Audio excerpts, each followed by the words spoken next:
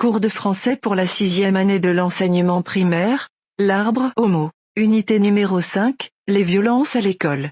Texte page numéro 60, une folle journée. Une folle journée. Lundi, j'étais en retard à l'école. J'ai couru à toute vitesse pour rejoindre ma classe de CE2. J'ai voulu prendre un raccourci et passer par l'escalier B au lieu du A. J'ai bien réalisé que j'allais me trouver du côté des CM2, mais ça ne m'a pas trop inquiété. Je me croyais le seul en retard, à cavaler dans l'escalier vide. Je n'ai pas pensé à Kevin. Je ne pouvais pas savoir que lui non plus n'était pas encore entré dans sa classe et qu'il venait juste de tourner au coin du couloir.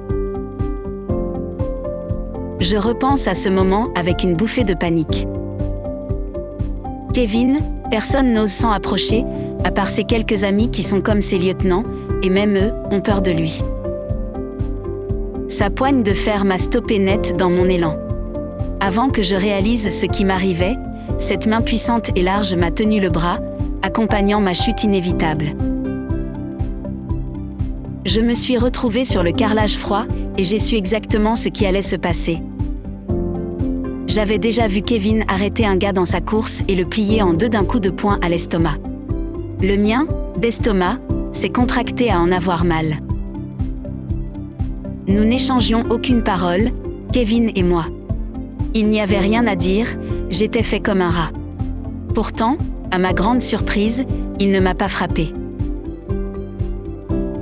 Il a desserré son poing et m'a aidé à me relever, me rendant libre de mes mouvements. Je n'ai pas osé m'enfuir.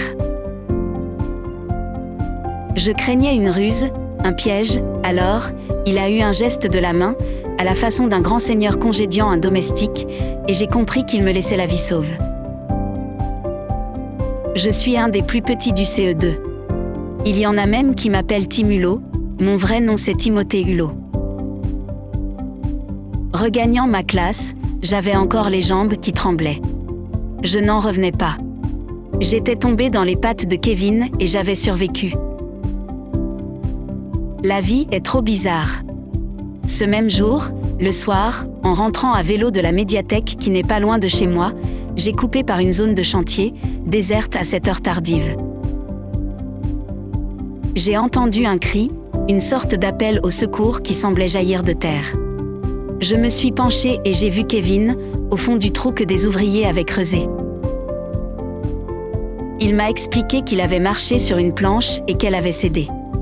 Le problème, c'est que le trou était profond et que les parois en étaient lisses.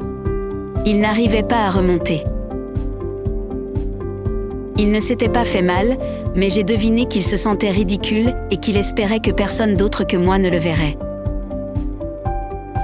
Tout à coup, j'ai su ce que je devais faire. Il y avait des parpaings non loin de là, sur le chantier.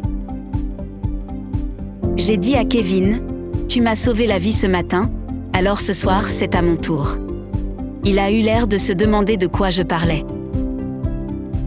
Je suis allée chercher un par un, une dizaine de parpaings. « Plus vite !» m'a lancé Kevin, impatient, maintenant qu'il avait compris ce que je voulais faire. Je ne me suis pas affolée. C'est bon, ce n'est pas en s'énervant qu'on va mieux y arriver. Il a disposé les parpaings de façon à confectionner une sorte d'escalier et il a enfin pu se sortir de ce trou. Ses chaussures étaient trempées et son pantalon taché de boue. Nous nous sommes serrés la main sans un mot. Dans ma tête, j'ai pensé « T'as beau être le roi des costauds, t'as eu besoin de Tim Hulot. » Et je crois que Kevin s'est dit exactement la même chose.